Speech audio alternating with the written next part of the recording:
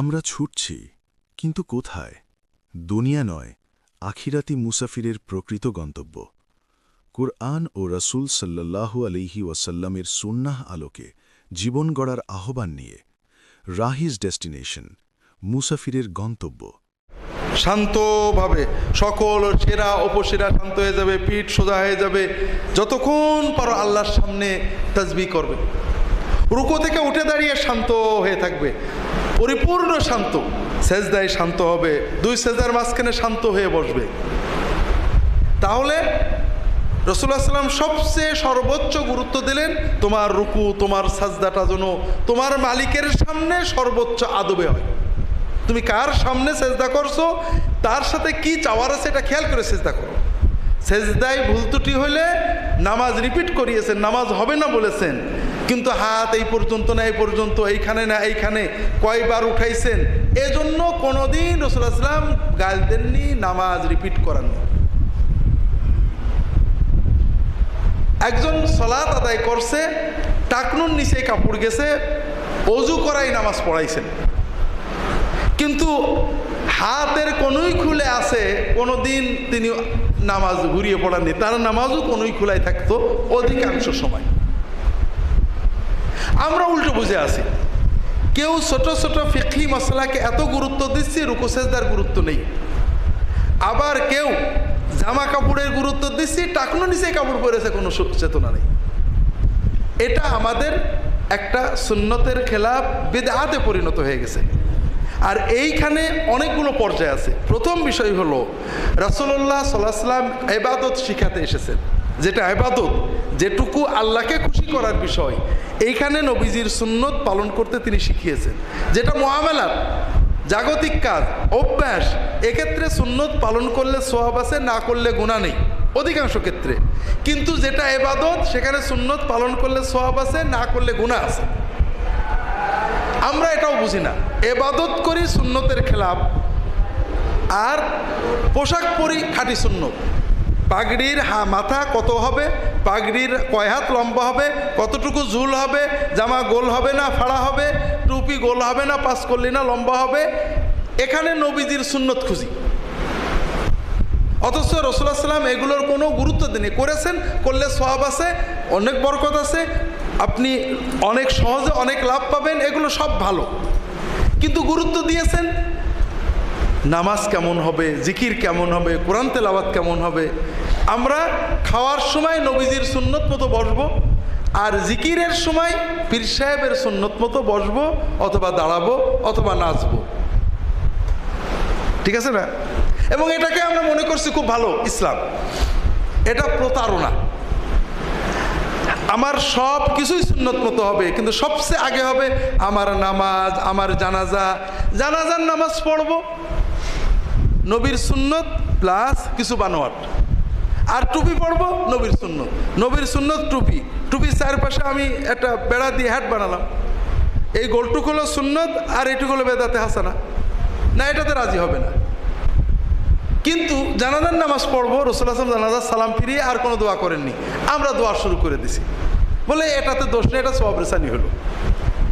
তো রাসূলুল্লাহ সাল্লাল্লাহু আলাইহি ওয়াসাল্লামের পদ্ধতিতে হলো না কেন? সেখানে সমস্যা কী ছিল? রাসূলুল্লাহ সাল্লাল্লাহু আলাইহি ওয়াসাল্লাম যে দোয়াগুলো করলেন, আমি সেই দোয়া করেই তো সালাম ফিরালাম, আর দোয়ার দরকারটা কি? রাসূলুল্লাহ সাল্লাল্লাহু আলাইহি ওয়াসাল্লাম বলেছেন জানাজার পরে দ্রুত কবর দাও, আমি নবীজির কথাটা তরক করলাম কেন? যাই হোক, সুন্নতের ক্ষেত্রে ভুল যেটা হয় সেটা আরও মারাত্মক। সেটা হলো আমরা সব সুন্নত করি, এরপরে যেমন রাসূলুল্লাহ সাল্লাল্লাহু আলাইহি ওয়াসাল্লাম মাসনুন জিকির দিয়েছেন, আমি মাসনুন জিকির করলাম, লা ইলাহা ইল্লাল্লাহ, লা ইলাহা ইল্লাল্লাহ, লা ইলাহা ইল্লাল্লাহ, অনেক করলাম। করার পরে এখন আমি গায়রে মাসনুন একটা জিকির আবার কিছুক্ষণ করলাম। গায়রে মাসনুন জিকির যেমন আল্লাহ আল্লাহ, ইল্লাল্লাহ ইল্লাল্লাহ, রাসূলুল্লাহ সাল্লাল্লাহু আলাইহি ওয়াসাল্লাম সাহাবীরা এগুলো জিকির করেছেন, কোথাও নেই। অনেক বছরই, কয়েকশো বছরই ছিল না। আমি বললাম আমি তো সুন্নত করেছি, এখন একটু বেশি করলে দোষ কি? আপনারা যখন প্যারাসিটামল খান না, প্যারাসিটামলের সাথে যখন অন্য ওষুধ দেয় তখন ওটার নাম হয় প্যারাসিটামল প্লাস, ওটার প্যারাসিটামল থাকে না, কি হয়? তাহলে আপনি সুন্নত প্লাস করলেন, তার মানে সুন্নতে মাথা ব্যথা যাচ্ছিল না, এই আরেকটা প্লাস না দেওয়া পর্যন্ত, এই তো এর মাধ্যমে কি আমি সুন্নতের ইজ্জত বাড়ালেন না বেইজ্জত করলেন? বেইজ্জত করলেন। আমরা কোনো প্লাস প্লাস চাই না, সুন্নত এবং শুধুই সুন্নত চাই। এবং আমাদের ঈমান ইয়াকিন হলো যে আমার নাজাত, তারাক্কি, উন্নতি, বরকত, কারামত সব কিছুর জন্য সুন্নত যথেষ্ট। তো এই সকল বিভিন্ন ভুলভ্রান্তি সুন্নতের ক্ষেত্রে আমরা করি। আমি একটা হাদিস বলতে চেয়েছিলাম, এটা বোঝানোর জন্য সংক্ষেপ হলো, কয়েক মিনিট সময় আছে, আমরা হাদিসটা শুরু করি, যদি আল্লাহ তৌফিক দেন পরবর্তী আলোচনায় আমরা এটা বলবো। আল্লাহ রসুল সাল্লাল্লাহু আলাইহি ওয়াসাল্লামের কাছে এসে কিছু মানুষ, কয়েকজন সাহাবী তার পরিবারের সদস্যদের কাছে তার পারিবারিক ইবাদত জানার জন্য আসছেন। তারা তার স্ত্রীদেরকে প্রশ্ন করছেন রাসূলুল্লাহ সাল্লাল্লাহু আলাইহি ওয়াসাল্লাম বাড়িতে কেমন ইবাদত করেন। তার স্ত্রীরা ইবাদতের কথা বললেন, কি বললেন হাদিসে নেই, তবে অন্যান্য হাদিসে আসছে রাসূলুল্লাহ সাল্লাল্লাহু আলাইহি ওয়াসাল্লাম, এবং পরবর্তীতে রাসূলুল্লাহ সাল্লাল্লাহু আলাইহি ওয়াসাল্লাম বলেছেন যে তিনি রাত্রে কিছু সময় তাহাজ্জুদ পড়েন, বাকি সময় ঘুমিয়ে থাকেন, স্ত্রীদের সাথে সময় দেন। দিনের বেলায় কখনো কখনো রোজা রাখেন, কখনো রাখেন না। বাড়িতে বউয়েদের সাথে হাসি মশকরা তামাশা করেন।